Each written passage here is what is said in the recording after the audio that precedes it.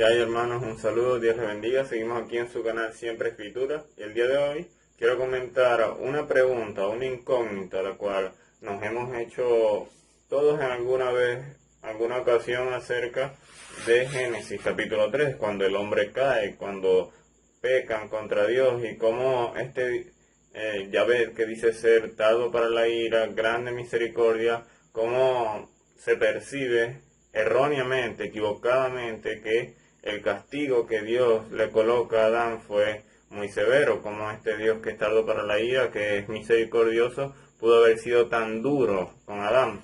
Pero para abordar esto debemos entender, número uno, de que Dios es el ser soberano, es el ser subsistente, preexistente, que creó el mundo, ordenó el cosmos para colocar un lugar todo perfectamente ordenado con el fin de que el hombre pudiera vivir en la tierra, pudiera desarrollar su vida y pudiera tener una relación, el hombre con su Dios, con su Creador, una relación íntima, una relación cercana. Entonces, ese era el propósito de Dios cuando crea al hombre.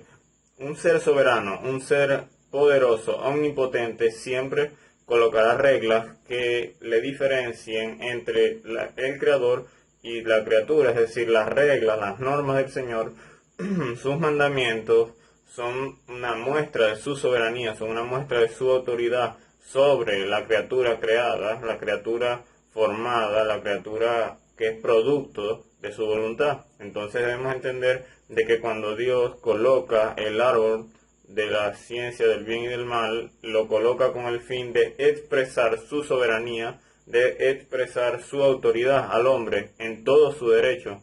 Y el hombre estaba en el deber, siendo la criatura, de someterse a esa voluntad, de someterse a esa autoridad creada, a esa autoridad que había sido su creador. Entonces, en esa parte estamos claros, estamos comprendiendo quién es Dios y quién es el hombre, primeramente, porque ese es el problema y es una de las causas por las cuales la gente no entiende por qué el Señor toma las decisiones que toma y por qué el Señor es firme con la desobediencia, es firme con la rebelión, porque es una actitud que el hombre expresa orgullo, expresa una forma de rebelarse contra la autoridad que fue su creador. Entonces el Señor es el creador, el Señor coloca al hombre en el jardín del Edén con el fin de tener una relación cercana a él y coloca el árbol de la ciencia del bien y del mal. Muchas veces se observa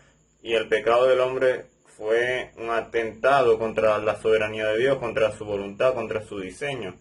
Mucha gente lo toma como que, ¿por qué si solo comió una fruta, la fruta prohibida? No, pero esto va más allá de la comprensión de solo comer una fruta la cual no era de acceso para el hombre. Esto es algo que demuestra que el hombre se enorgulleció, que no quiso aceptar la autoridad del Señor y simplemente batió su puño en su cara y dijo, no voy a hacer lo que tú digas, voy a hacer mi voluntad.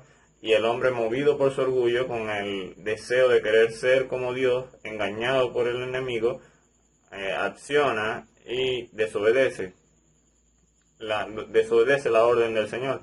Entonces el Señor, ya abordando la decisión del Señor de decirle que será expulsado del jardín del Edén, debemos recordar que el castigo para esta rebelión era que el hombre iba a morir, literalmente, inmediatamente. El hombre podía, según lo que creemos teológicamente, el hombre iba a ser eterno, el hombre iba a tener una relación con Dios, iba a multiplicarse, iba a llenar la tierra para que la raza humana pudiera vivir en gran cantidad, pudieran existir varias personas con el fin de glorificar al Señor y tener una relación con Él.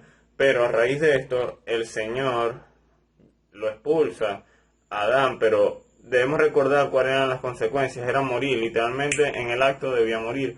Y aquí podemos ver la misericordia del Señor, porque un ser que es creado del polvo de la tierra, un ser que es una criatura para tener una relación con el Señor, para tener esa relación íntima, creador-criatura, pero una relación donde iba a ser dignificado, donde el hombre iba a administrar el mundo, todo lo que el Señor le había dado iba a ser administrado por él, se rebela contra Dios y no acata su orden, no acata su autoridad, entonces la consecuencia era morir, inmediatamente debía morir, pero el hecho de que Adán viviera un día más, o de que no muriera en el acto, y a pesar de que ya sería un hombre finito, no iba a tener la eternidad, no iba a participar de la eternidad, a pesar de eso, podemos ver que el Señor es misericordioso porque no lo asesina de una vez pudiéndole quitar la vida en todo su derecho, sino que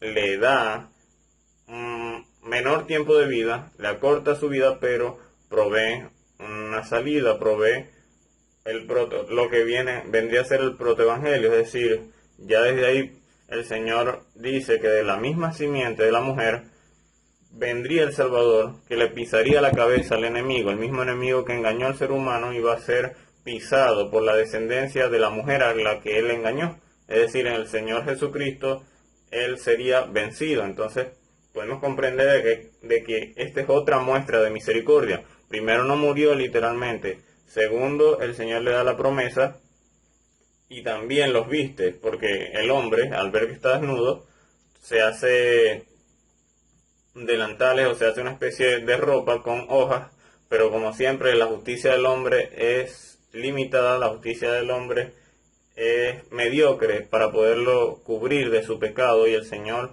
una vez más manifiesta su misericordia y lo viste al hombre de piel de carnero, de piel de cordero, y el hombre es vestido por el Señor. Y aquí podemos entender de que hubo un sacrificio, aquí podemos entender de que el Señor sacrificó un animal para vestir la desnudez de pecado del hombre, y esto es una alusión al Señor Jesucristo, porque el Señor, cuando muere en la cruz del Calvario, resucita y lleva consigo la carga del pecado, nos da la oportunidad de recibir su salvación, le da la oportunidad al hombre de ser salvado, porque no había opción, solo seguir tajantemente los sacrificios y la rutina de la ley mosaica, pero ahora en Jesucristo el hombre puede ser salvado, puede recibir la salvación y vestirse de la justicia de Cristo para cubrir su pecado. Entonces, una vez más podemos ver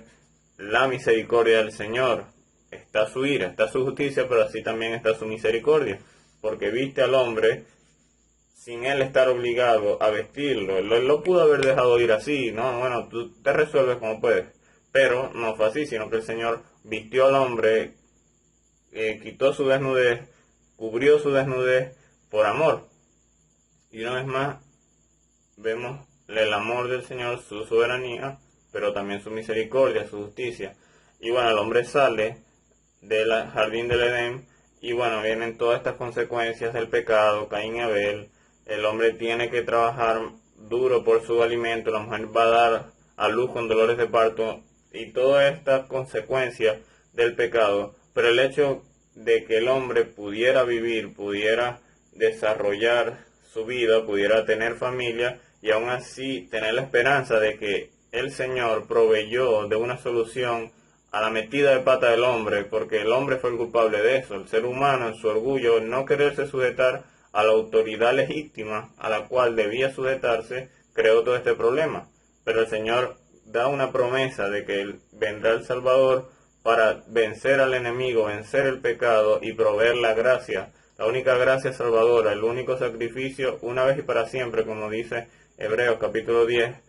Esa salvación vendría para que el hombre pudiera tener la única opción de ser salvado y de ser declarado justo y santo delante del Señor solo a través de la sangre preciosa del Cordero. Amén. Entonces podemos entender que el Señor es misericordioso.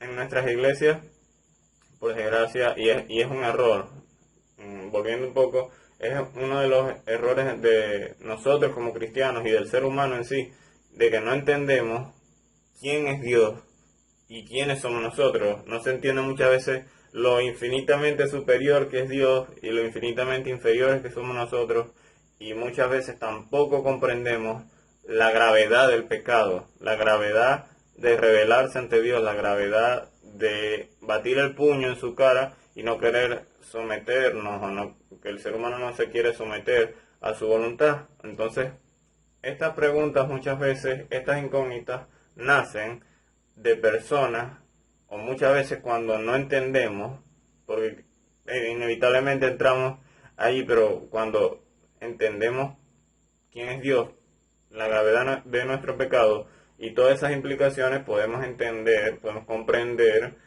y aceptar que las decisiones del Señor son justas y a pesar de todo hay misericordia. Entonces, pienso que como iglesia debemos mejorar en eso, como iglesia debemos siempre exaltar al Señor, glorificar al Señor, y que el hombre debe humillarse y agradecer porque vino el Señor Jesucristo a ofrecer vida eterna, a ofrecer salvación, a ofrecer esa gracia sublime que es eterna para salvar al hombre de ese castigo de su pecado. Entonces es algo maravilloso, es algo grato saber de que el Señor no está obligado a venir a la tierra. Dios no está obligado a resolver el problema del hombre. Cristo no tenía por qué haber venido a morir y a sufrir toda la flagelación y la vergüenza que sufrió, pero el Señor no menospreció al ser humano, sino que más bien tuvo amor por él. No menospreció a toda la raza humana, sino que vino para salvar a los que en su soberanía él quiere salvar. Entonces, y es algo justo porque el Señor está en su carácter, manifiesta la justicia, y todo ser humano merece recibir la justicia, pero no todo ser humano merece recibir la gracia, porque la gracia es un regalo. Entonces el Señor, y para no entrar en este tema que es complejo de la predestinación, el Señor expresa su gracia, expresa su amor como Él lo quiere, y no está obligado a nadie, nadie lo obliga a tener que salvar a todos. Más bien todos debíamos ser condenados, pero no todos debemos ser salvados. Entonces podemos comprender que su amor es manifestado como Él quiere y en su soberanía. Así que podemos responder esta pregunta sin ningún problema, afirmando de que el Señor es misericordioso, de que Adán debía morir, Adán tenía que literalmente caer fulminado desde el momento en que pecó, caer fulminado de una vez. Pero aún así el Señor le da un día más de vida, muchos años más de vida, y permite que la raza humana viva, y a lo largo de la historia el Señor va haciendo alusiones, va pintando el panorama para mostrar la dirección de que vendría un Mesías. El arca de Noé es una alusión al Mesías, el arca donde solo unos fueron salvados, solo los que tuvieron fe fueron salvados, fe en el Señor. El sacrificio del cordero que Él provee para Abraham cuando estuvo a punto de sacrificar a Isaac es una alusión al Cristo mismo. El hecho al ángel de Jehová cuando se menciona en los salmos, la figura celestial que aparece con Sadrach, Mesach y Abednego en el horno de fuego es otra alusión personal a Cristo. Entonces podemos ver cómo el Señor a lo largo de la historia ordenó todo para que su Hijo, el Cordero inmolado, el Cordero perfecto y santo, viniera a morir por nosotros en la cruz. Y le damos gracias al Señor por eso.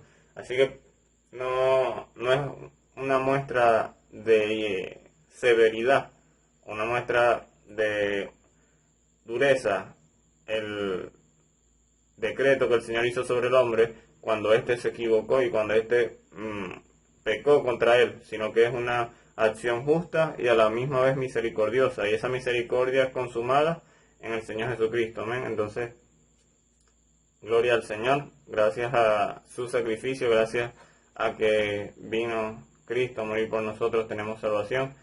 Y bueno, el Señor es justo, pero también es misericordioso, y eso es parte de sus atributos. Así que gocémonos en la misericordia del Señor, en su justicia. Y bueno, hermanos, ese es el video del día de hoy. El Señor es misericordioso, a pesar de que muchas veces toma decisiones duras y fuertes, pero a pesar de todo hay justicia y misericordia, pero jamás hay injusticia. Siempre habrá justicia y misericordia, pero nunca habrá injusticia. Amén. Así que un saludo, hermanos, Dios les bendiga. Si les gustó el video pueden suscribirse y dejar sus comentarios también, a ver qué piensan acerca de este tema o alguna sugerencia para otro video. Así que un saludo, hermanos, Dios les bendiga.